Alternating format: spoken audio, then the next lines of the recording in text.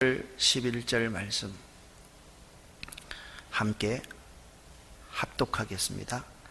너희의 하나님 여호와께서 너희를 번성하게 하셨으므로 너희가 오늘날 하늘의 별같이 많거니와 너희 조상의 하나님 여호와께서 너희를 현재보다 1000배나 많게 하시며 너희에게 허락하신 것과 같이 너희에게 복 주시기를 원하노라.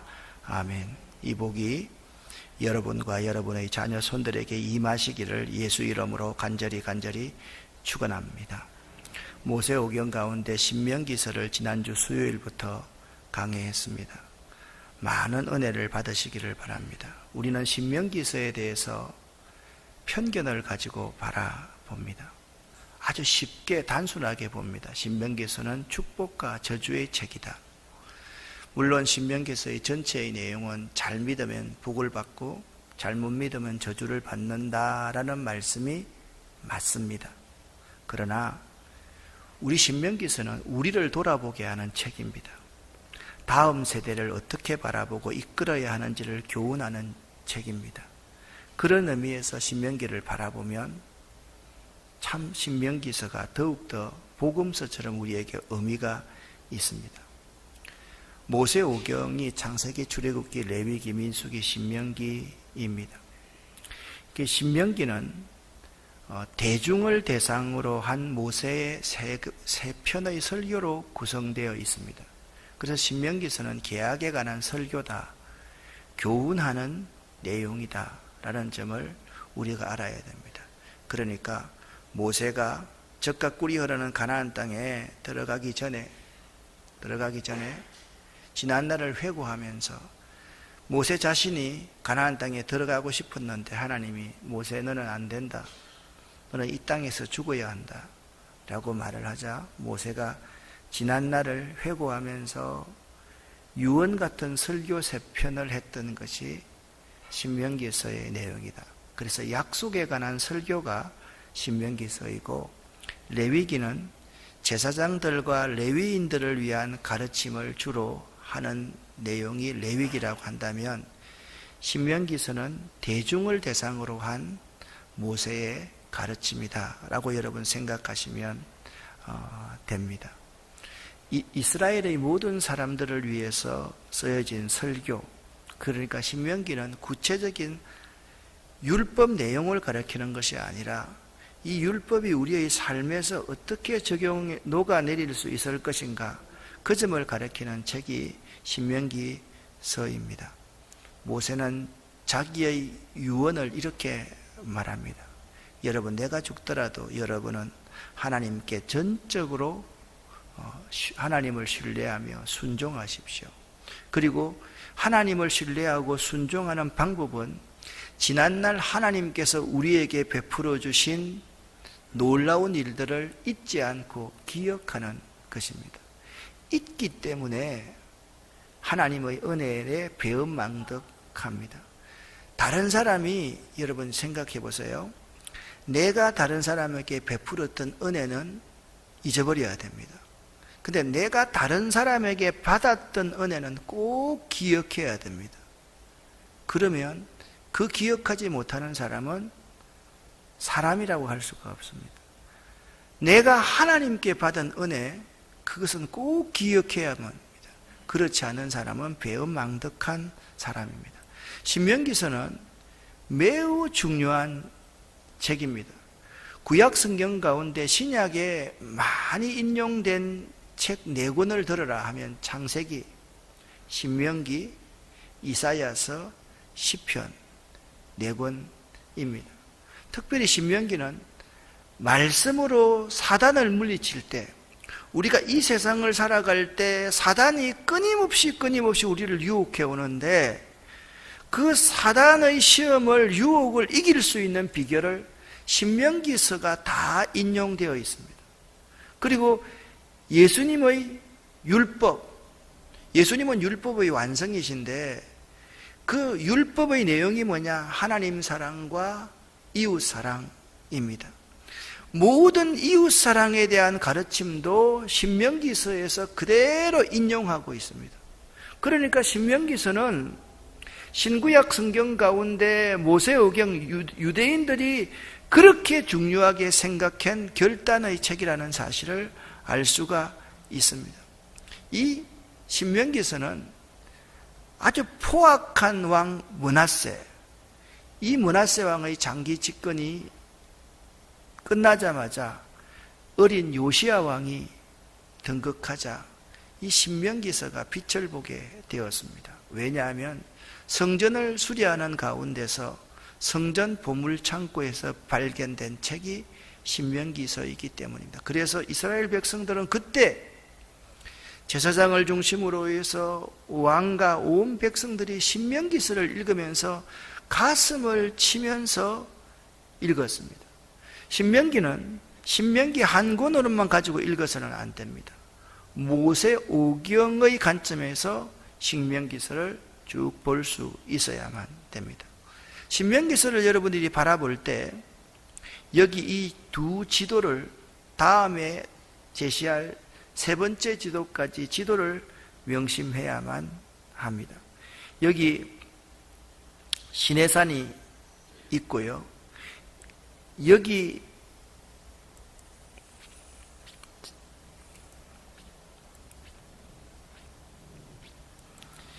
시내산이 있고요. 여기가 어디냐? 가데스 바네아입니다. 여기가. 이 가데스, 요 부분이 가데스 바네아. 그러니까 신명기서를 구약 성경을 읽으면서 시내산, 가데스 바네아, 그리고 약속을 따라 이쪽으로 들어가는 젖과 꿀이 흐르는 가나안 땅. 이건 이제 모르면 여러분들이 안 되는 거다라는 점을 알아야만 됩니다. 여기 이제 가데스 바네아에서 그들이 하나님을 시험하지요. 오늘 1장 후반절 부분에 이렇게 나옵니다. 그래서 여기 호르마까지 가서 다시 쭉 아라비아 강야를 지나서 그들이 모압 평지에 이르렀을 때,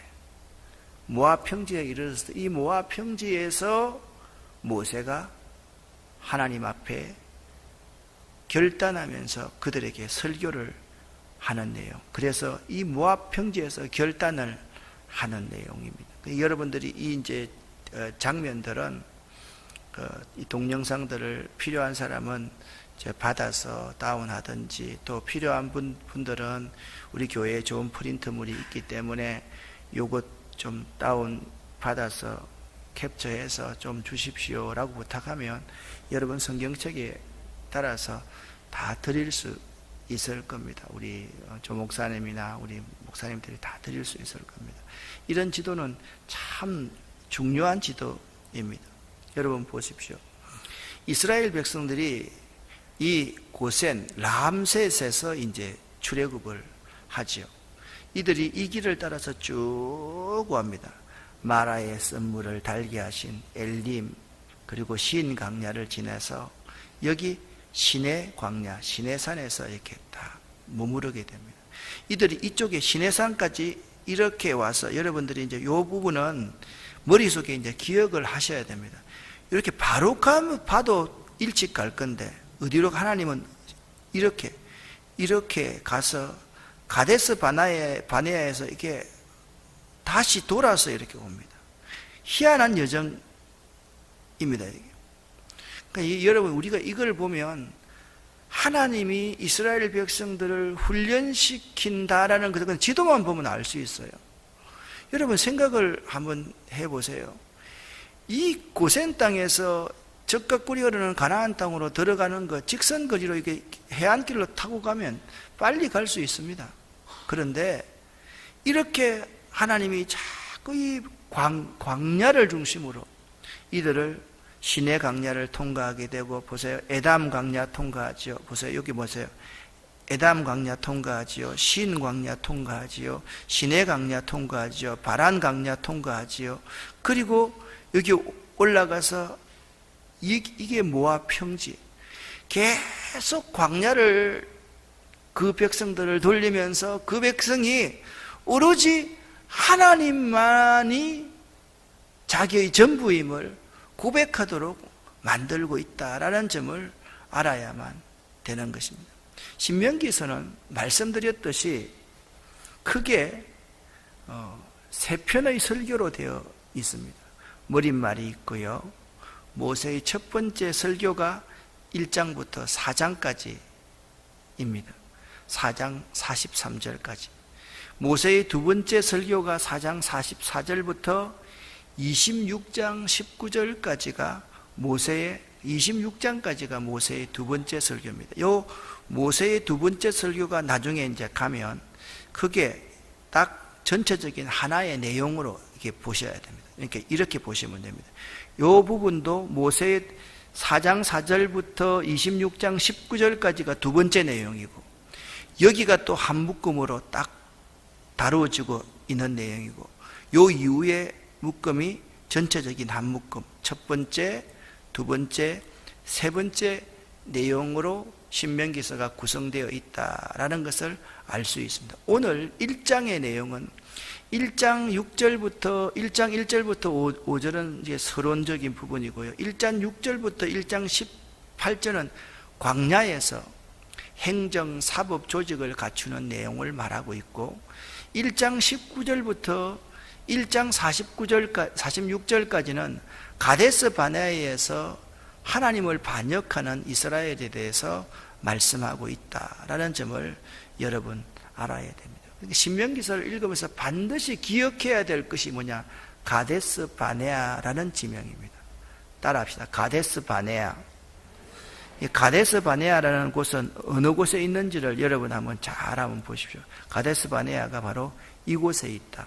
이곳에 있다. 가데스 바네아가 여기에 있다라는 점을, 그러니까 지금 여러분 보면 이 운하에서 가장 중심 부분이 가데스 바네아다라는 점을 우리가 알아야만 되는 것이죠. 드디어 하나님과 모세가 돼야 합니다. 근데 지난 시간에 여러분과 제가 서로 하나님 앞에 질문을 받았던 것이 있습니다. 신명기서를 읽으면서 반드시 내가 스스로에게 질문을 해야 돼요. 첫 번째, 나는 하나님의 말씀에 순종하는 삶을 사는가를 신명기서를 읽으면서 질문을 해봐야만 됩니다. 두 번째, 우리는 가나안 입성을 앞둔 광야 2, 3세대에게 언약을 새롭게 각성시켜 하나님께 순종하는 길이 축복받는 유일한 길임을 결단시키고 있고 그들을 교육하고 있는가? 여러분과 저는 여러분의 자녀들을 하나님 말씀으로 교육하고 있는가? 우리 자녀들에게 하나님을 잘 섬기는 것, 순종하는 것이 축복의 유일한 길이다. 이걸 지금도 가르치고 있는가? 인격적인 교육, 우리 아이들이 좋은 양질의 교육, 이거 필요 없다는 거 아닙니다. 이것 하면서 방금 말씀드렸던 이 내용을 자녀들에게 가르치지 않는 부모가 있다라고 한다면 그 부모는 목사라 할지라도 잘못된 부모임을 알아야만 됩니다. 철저하게 그들을 재교육하고 있는가. 그래서 교회는 그 신명기적인 관점에서 볼 때 교회는 어른들이 주가 되는 것이 아니라 우리의 다음 세대, 그 다음 세대에게 하나님의 말씀에 순종하는 길이 축복받는 유일한 길이라는 사실을 가르치는 곳이고, 그들을 하나님의 말씀 율법으로 재교육시키는 장소가 교회이다. 그 점을 신명기서는 우리에게 분명하게 말씀해 주고 있습니다. 하나님과 모세가 대화를 합니다. 모세는 40세에 바로의 궁을 떠났습니다. 나이 80에 이스라엘 백성을 인도하여 애굽을 떠났습니다. 나이 80에서 40년 동안 광야 생활을 마치고 나이가 120세가 되었습니다. 그때 모세는 가나안 땅이 내려다 보이는 요단강 저편 숲 맞은편에 도달했습니다. 그것이 모압 평지입니다. 거기에 도달했습니다. 그때 하나님은 모세를 다시 부릅니다. 80세 때 모세를 불렀던 하나님이 모세를 불렀습니다. 하나님이 이렇게 굉장히 섭섭한 말씀을 하십니다. 너는 이제 내 열조에게로 돌아가야만 한다. 네가 아직까지 몸도 건강하지만 그렇지만 네 인생은, 네 역사는 여기서 끝이다. 그렇게 모세에게 네가 이제 물러나라, 그렇게 하나님께서 말씀을 하시는 거예요. 모세가 얼마나 가슴이 철렁 내려앉았을까. 저는 이 하나님과 모세의 대화를 보면서 어느 날 하나님이 저에게 오셔서, 전 목사, 너 앞으로도 이 교회 목회 많이 할 수 있는 기회 남았지만 이번 해로 이 교회 끝내 라고 하면 나는 과연 하나님 앞에 어떻게 했을까, 그 점을 한번 생각해 보았습니다. 모세가 하나님이 네 인생은 여기다 끝이다 라고 말을 하니까 하나님 앞에 간구했습니다. 주 여호와여, 주께서 주의 크심과 주의 권능을 주의 종에게 나타내시기를 시작하였는데 천지간에 하나님 같은 능히 행할 분 어디 있습니까? 구하옵나니 나로 하여금 요단강을 건너서 가나안 땅에 들어가게 하옵소서. 요단강 건너편에 주께서 저에게 약속하셨던, 아브라함 때부터 저에게 약속하셨던 광대한 땅, 젖과 꿀이 흐르는 약속의 땅을 저로 하여금 보게 하옵소서. 그렇게 하나님 앞에 간구합니다. 근데 하나님은 냉정하십니다. 그만해도 족하니 이 일로 다시 내게 말하지 말라 라고 하나님은 모세에게 말씀하셨습니다. 모세는 그 이상 하나님 앞에 입을 열 수가 없었습니다. 그렇게 되고 보니 모세가 지난날을 회고하게 되는 거예요. 지난날을 회고하게 되면서 내가 나머지 남아있는 인생 가운데 할 수 있는 일이 무엇일까를 모세가 생각했던 것입니다. 모세가 이 순간에 초심으로 돌아갈 수가 있었습니다. 그래서 이게 내가 가나안 땅에 들어가기 전 마지막에 해야 될 일이구나. 그래서 이스라엘 백성에게 하나님께로 받은 계명, 십계명을 다시 십계명과 율법을 선포하지 않을 수가 없습니다. 그렇게 해서 기록한 책이 신명기서라는 말입니다. 신명기라는 말은 다시 명령을 선포한 기록이다라는 말입니다. 다시 하나님의 말씀을 선포한다. 다시 하나님의 말씀을 재교육한다. 그것이 신명기입니다. 여러분과 저의 인생도 마찬가지입니다. 이 세상에 온 순서는 있지만 가는 순서는 아무도 없습니다. 가는 순서는 아무도 없습니다. 어제 우리 교회 전성호 교수가 정신문화연구원에 외국인 학생들 몇 명을 데리고 우리 환경센터에 견학을 왔습니다. 하루 종일 같이 있으면서 저녁 때 또 교회 돌아와서 이제 조류생태원을 좀 보겠다라고 해서 갔는데, 러시아에서 온 대학원 학생, 그리고 중국에서 온 사람, 이런 사람들이 조류생태공원을 너무 좋아하는 거예요. 이렇게 좋은 곳이 있나 라고 하면서 그냥 꽃 있는 거 사진 찍고 이렇게 하는. 가기 전에 이제 전망대 위에 올라갔는데 거기 이제 한국 선생님이 한 분 또 박사과정 하시는 분이 따라왔어요. 근데 그 밑에 보니까 앞에는 늙은 노인 두 분이 걸어가고 있는데, 걸음이, 노인들 걸음은 활기차지 않지 않습니까? 그냥 이렇게 걸어갑니다. 뒤에는 엄마, 아빠랑 어린아이가 걸어가는데 그분은 활기찬 거예요. 그래서 제가 위에서 그런 말을 했습니다. 저 앞에 가시는 분들은 이제 인생 다 되어 가시는 분이고, 뒤에 따라가는 저 부부는 인생 한창이고, 그리고 저 아이는 인생 한창 정말 오랫동안 살아가야 되겠구나. 그랬더니 옆에 있는 그 선생님이 하는 말이, 목사님, 가는 순서는 없어요.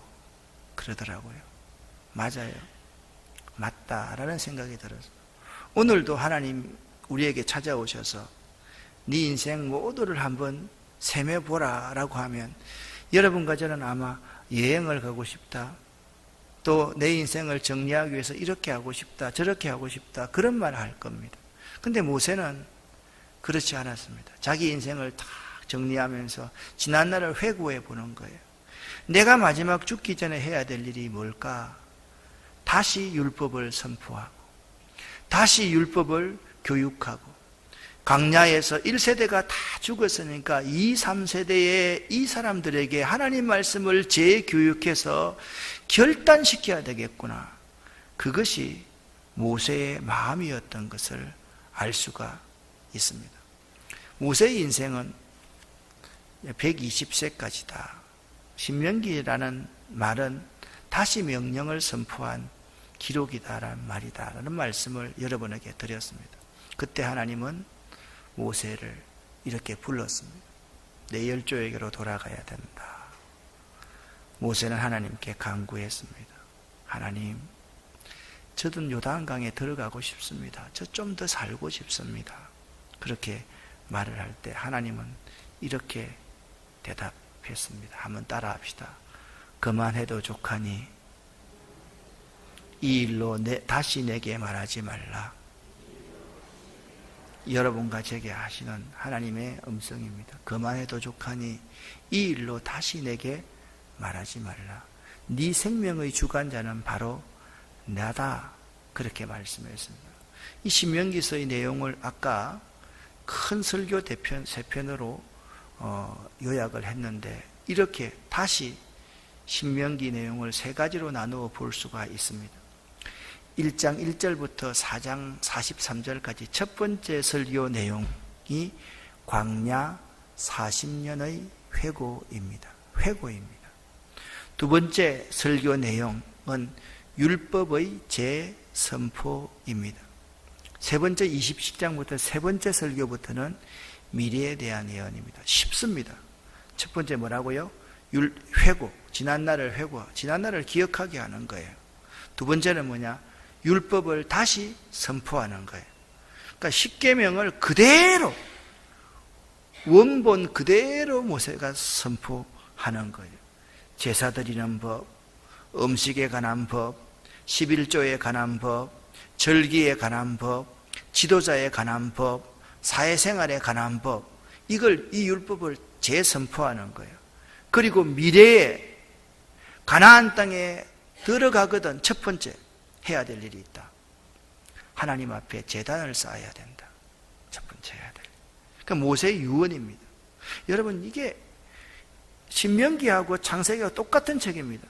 창세기는 족장들이 움직이는 곳마다 가서 뭐 했습니까? 단을 쌓았습니다. 그리고 하나님의 이름을 불렀습니다. 그 족장들의 그러한 역사가 2세대, 3세대에 가니까 다 사그러져서 없어져 버린 거예요. 움직이는 것보다 예배 드릴 줄을 모르는 거예요. 오늘날 우리 시대와 똑같지 않습니까? 우리 아이들만 해도 마찬가지입니다. 특별한 일이 아니면 수요 예배 얼마 전까지는 다 참석했습니다. 어느 날부터 슬그머니 참석할 수 있어도 수요 예배에 참석 안 합니다. 복장이 터집니다. 그럼 어떻게 되겠습니까, 여러분? 여러분의 자녀들이, 결혼한 자녀들이 있습니다.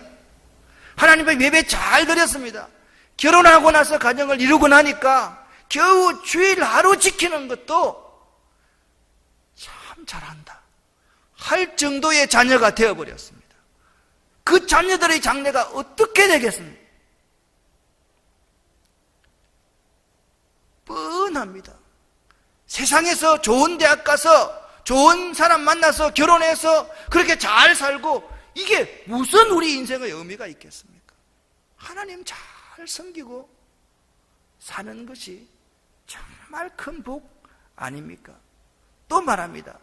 율법을 잘 지켜야 한다. 하나님의 언약을 믿어야 한다. 그리고 내가 당부한 말을 잘 기억하거라. 그러니까 모세는 딱 4가지를 말씀하고 있는 거예요. 제일 먼저 예배를 드려라.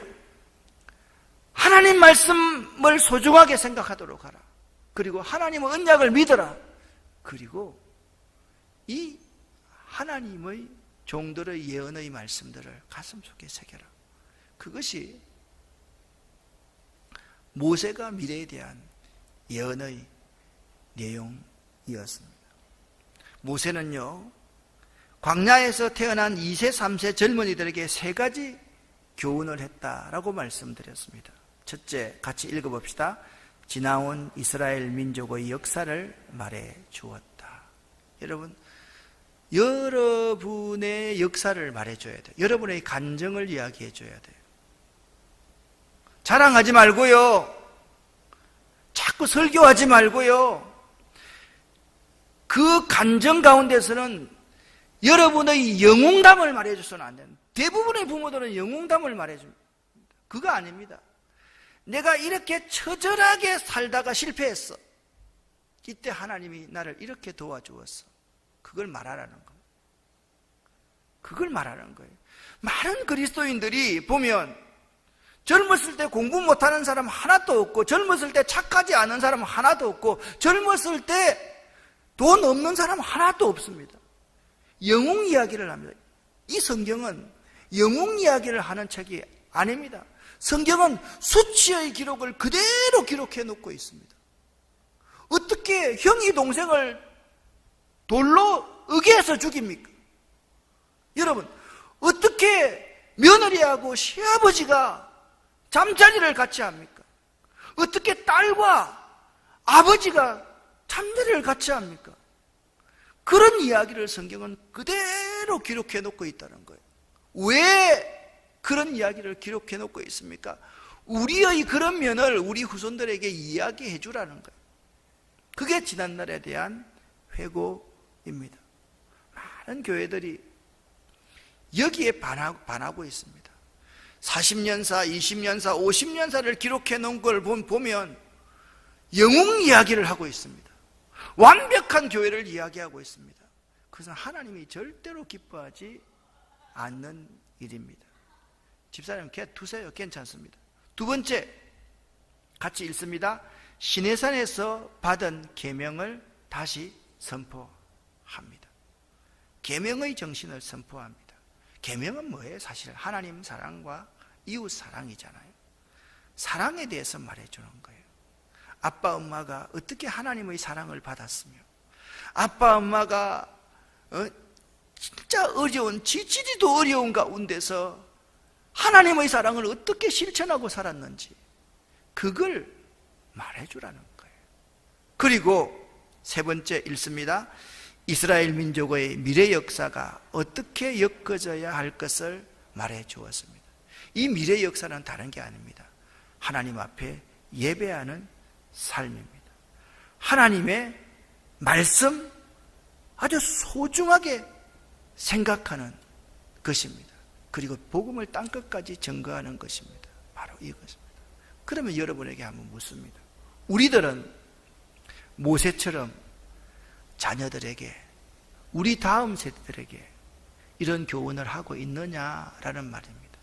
아들이 오고 며느리 오고 손자가 오면 그저 좋아서 돈은 줄 줄 알고 쓰다듬을 줄 알고 다른 사람에게 핸드폰 꺼내가지고 손주 자랑, 아들 자랑, 딸 자랑은 할 줄 알면서 그들에게 정말 모세처럼 하나님의 말씀, 하나님의 율법을 교훈하고 있는가? 그걸 한번 생각해 보자라는 겁니다. 모세는 모압 평지에서 십계명을 낭독했습니다. 그것은 40년 전 그가 시내산에서 받은 그대로였습니다. 1.1획도 가감하지 않았습니다. 계명대로 살아야 한다고 외쳤습니다. 계명대로 살지 않는 너의 조상을 보라고 했습니다. 너희 조상이 어떻게 되느냐? 60만 장정 한 사람도 남지 않고 다 죽었다고 외쳤습니다. 나도 가나안 땅에 들어가지 못하고 죽는다고 말하고 있습니다. 너희 조상들이 범죄할 때 나도 그 중에 들었기 때문이라고 말하고 있습니다. 그리고 모세는 이스라엘의 장래에 대한 예언을 했습니다.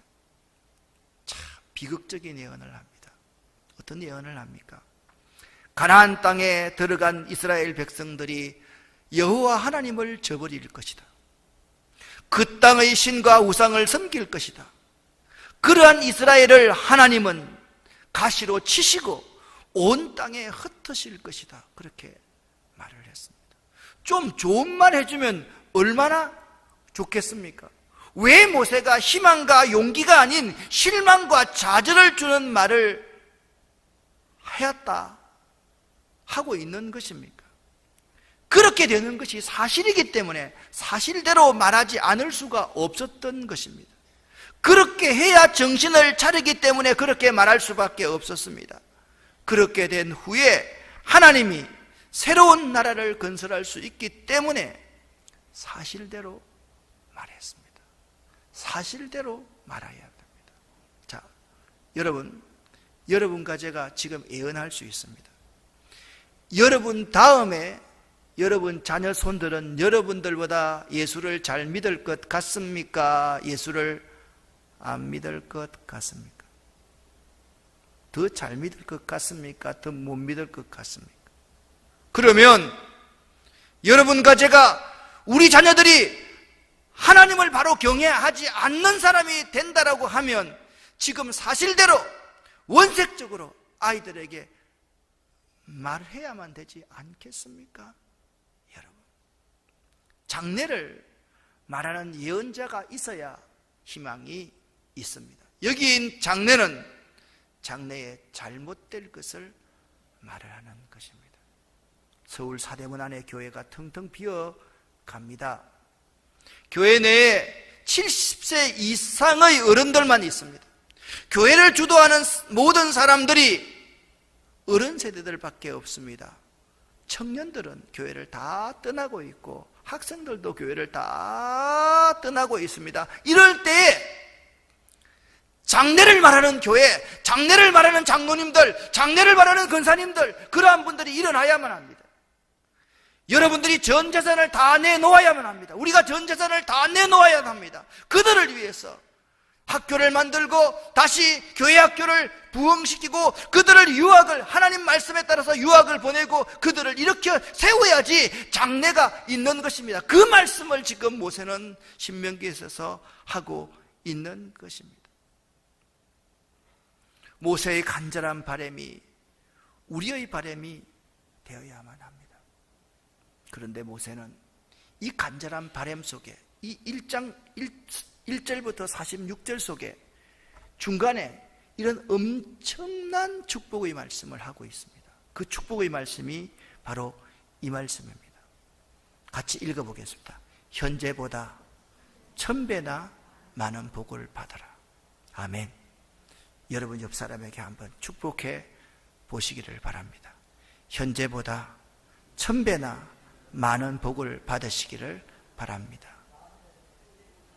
형구는 뒤에 있는 집사님 보고 해봐. 이정은 권사님도 해보세요. 왜 이런 복을 지금 이야기하고 있습니까? 우리가 지난날을 회고하고 자녀들에게 하나님의 역사를 말해주고 다시 재교육하고 미래의 너희들이 하나님을 잘 섬기지 않을 거야, 하나님께 예배하지 않을 거야, 하나님 말씀을 소홀히 할 거야. 그렇기 때문에 지금 결단해야만 돼. 그 결단을 할 때 현재보다 1000배의 많은 복을 받을 수 있다. 그렇게 말씀하고 있는 것입니다. 1장 10절 11절 말씀을 같이 한번 읽어보겠습니다. 너희의 하나님 여호와께서 너희를 번성하게 하셨으므로 너희가 오늘날 하늘의 별같이 많거니와 너희 조상의 하나님 여호와께서 너희를 현재보다 1000배나 많게 하시며 너희에게 허락하신 것과 같이 너희에게 복 주시기를 원하노라. 아멘. 이 말씀을 외워야 되지 않겠습니까? 외워야 되지 않겠습니까? 우리가 이렇게 살아야 되지 않겠습니까? 여러분과 제가 살아야 될 가치가 어디 있다고 생각합니까? 날마다 제가 이런 말 합니다. 우리 교회 예산의 50% 이상을 인재를 키우는 일에 사용해야만 합니다 라고 말을 했습니다. 여러분, 제가 오늘 좀 화가 나서 섭섭한 중에 말하지 않습니다. 제가 그랬습니다. 자, 3층 리모델링 공사 합니다. 그러면 여러분 가운데 정말 돈 많은 10만 원이라도 좀 헌금할 줄, 내가 헌금하라 안 한다고 해서 안 합니까? 제가 참 슬픈 건 그렇습니다. 임직식을 합니다. 돈 10원도 하지 말라 그럽니다. 진짜 안 했으면 좋겠습니다. 그럼에도 불구하고 여러분들은 하나님 앞에 감사를 표현할 줄 알아야지요. 그게 맞지요. 저는 하지 말라고 하고 여러분은 감사해서 하는 것이 맞습니다. 제가 다음 세대를 위해서 이런 공사합니다 라고 하면 여러분들이 정말 감동해야 되지 않겠습니까? 그건 목사님이 하는 일이지. 여러분 생각해 보세요. 이제 10년밖에 안 남은 목사가 지금 자꾸 여기에 돈 투자한다 이렇게 생각하시겠습니까? 아닙니다. 여러분 10년밖에 안 남았기 때문에 나는 요즘 이런 생각을 합니다. 내가 40만 돼서, 내가 50만 되어서 이런 기회가 있었으면 얼마나 좋았을까. 그런데 하나님은 아니야, 너는 여기서 끝내야 돼. 모세한테 그렇게 말하듯이 말하는 거예요. 안타까워 죽겠어요. 조금 더 기회를 주셔서 좀 이런 기회를 살릴 수 있으면 좋겠는데 나이는 들어서 환갑이 되어버린 거예요. 어떻게 하시겠습니까? 여러분과 제가 지금 남아있는 이 시점에서 모세처럼 이런 사역을 하지 않으면 정말 하나님 앞에 다음 세대가 없습니다. 다음 세대가 없으면 이 교회가 뭐 필요합니까? 제가 지난 주간에 서울에 있는 큰 교회를 갔습니다. 우리 조인기 목사가 거기서 전도사하다고 왔습니다. 제가 그 말 했습니다. 야, 조인기 목사 이 큰 교회에 있다가 우리 조그만 교회에 오니까 정말 학구방 같겠다 그랬습니다. 그러면서 생각했습니다. 앞으로 10년 후에 이 교회는 어떻게 될까? 20년 후에 어떻게 될까? 유적지가 되어 있지 않을까? 유적지가 되어 있지 않을까? 틀림없이 30년, 50년 후에는 거기는 유적지가 되어 있을 겁니다. 그렇게 될 수밖에 없습니다. 그러기 위해서 여러분, 현재보다 100배의 축복을 받을 수 있는 여러분이 되어야만 합니다. 하나님, 그게 뭡니까? 100배의 축복이. 여러분 잘 한번 보십시오. 이렇게 말씀하고 있습니다. 너희가 오늘날 하늘의 별같이 많거니와. 이게 무슨 말입니까? 우리 어른들이 하늘의 별같이 많은 것처럼 가장 중요한 것이 우리의 후손들 믿는 사람들이 하늘의 별처럼 많아야 그게 천배의 복이라는 거예요. 그렇지 않겠습니까? 우리가 지금 여기서 돈 많이 벌고 잘 먹고 잘 산다 한들 하루에 여러분 4끼 먹습니까? 아니지 않습니까? 정말 여러분과 제가 모세와 같은 심정으로 나머지 생애를 살았으면 참 좋겠다. 모세처럼 살았으면 좋겠다. 너 끝이야. 그래 하나님, 나머지 이 기간 동안 제가 일하고 살겠습니다. 그러한 결단할 수 있는 여러분 되시기를 예수 이름으로 간절히 축원합니다. 기도하겠습니다.